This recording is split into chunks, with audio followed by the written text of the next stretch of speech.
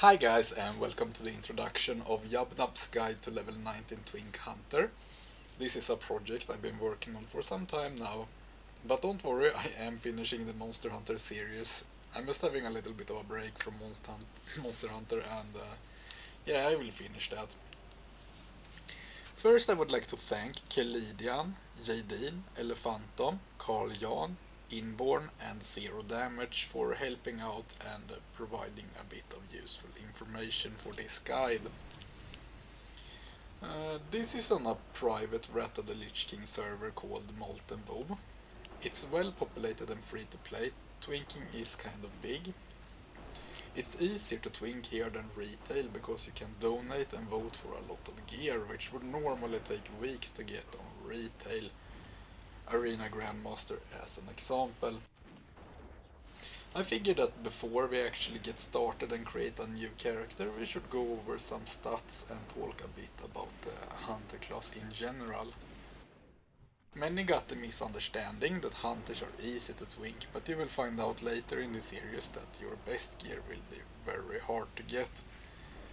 I do not consider myself the best Hunter on the server because I'm not.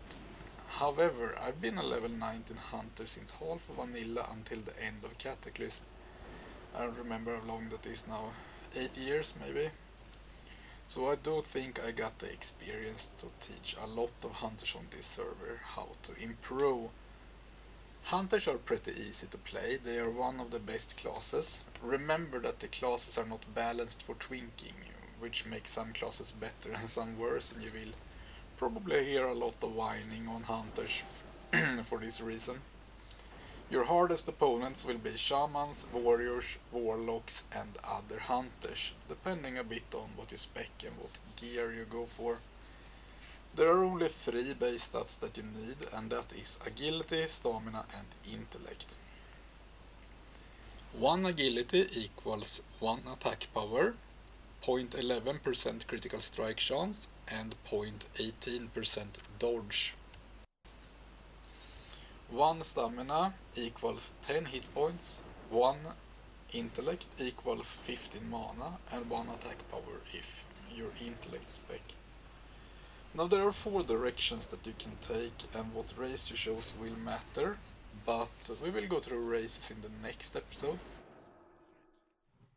You can go with agility stacking for high crit chance and high critical strike damage.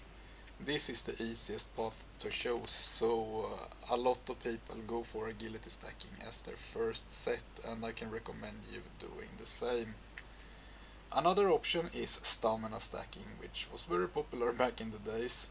You will have a high health pool but pretty low damage. This path is a bit harder than the agility path. Then we got the intellect path, which is much harder than the stamina. This will give you high attack power, very high mana pool, low health pool, low critical strike chance. This is a pretty hard path to take, so I recommend going for one of the easier paths first. There used to be a 5th path, which was spell power stacking, but Hunter no longer scale with spell power, so the last path is attack power stacking, which is the hardest. We will go through these more in the gear set episodes. If you rank the difficulty of the 4 paths on a scale from 1 to 10, where 1 is the easiest and 10 is the hardest, it would look something like this. Agility stacking 1, stamina stacking 3, intellect stacking 7, attack power stacking 10. So what is the Hunter's role in Warsong Gulch? Well, obviously you are a DPS. You can be a flag carrier, but since Hunters die pretty fast if focused, you should only grab flag if necessary and hand it over to a druid or shaman when you get the chance. Since Hunters got tracking, they are great defenders and can also easily prevent or at least make it a lot harder for the enemy flag carriers, which would be shamans and druids trying to get your flag. If these grab flag, it will be hard for your team to get it back, so stopping them before they actually get the flag is preferred. And hunting these 4-legged creatures is probably going to be something that you do a lot. Also, don't forget that you have Scare Beast. Hunters are also great at protecting your own flag carrier, since they can easily sacrifice themselves to buy your flag carrier enough time to escape. Wing Clip is one of your most important abilities. So that about sums up this short introduction of this little twinking guide, and in the next episode we will take a look at the races and create a new character, and we will see what race will be best for you. So until then, thank you for watching and see you next time.